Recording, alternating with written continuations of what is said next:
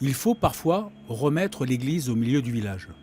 Le PMU, lui, investit les centres-villes avec un nouveau concept, le bistrot Paris Mutuel Urbain, inauguré aujourd'hui en plein cœur de Laval, à la brasserie Le Rond-Point.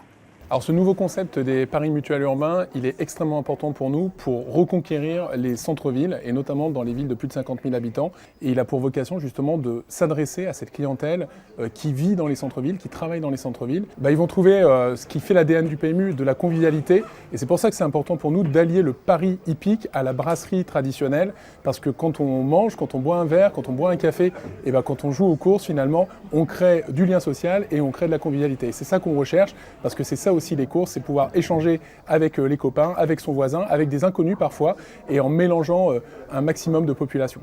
Alors ce concept nouveau du PMU m'a particulièrement plu parce qu'il s'insère d'abord en centre-ville, il fait le pari du centre-ville pour redynamiser les commerces de centre-ville. Et puis c'est un nouveau lieu de sociabilité, de rencontre, et quand on est maire, on est un peu les artisans du lien. Et c'est ce qu'on vient retrouver à travers un sport qui est populaire, le concept du pari, mais allié à la restauration comme ici au Rond-Point à Laval.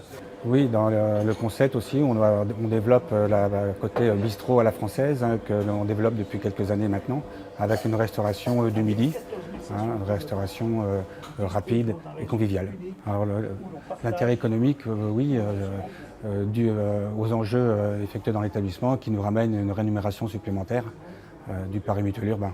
On essaie de faire les choses bien pour que les gens soient à l'aise, soient heureux dans cet endroit et aient plaisir à partager et à jouer en même temps.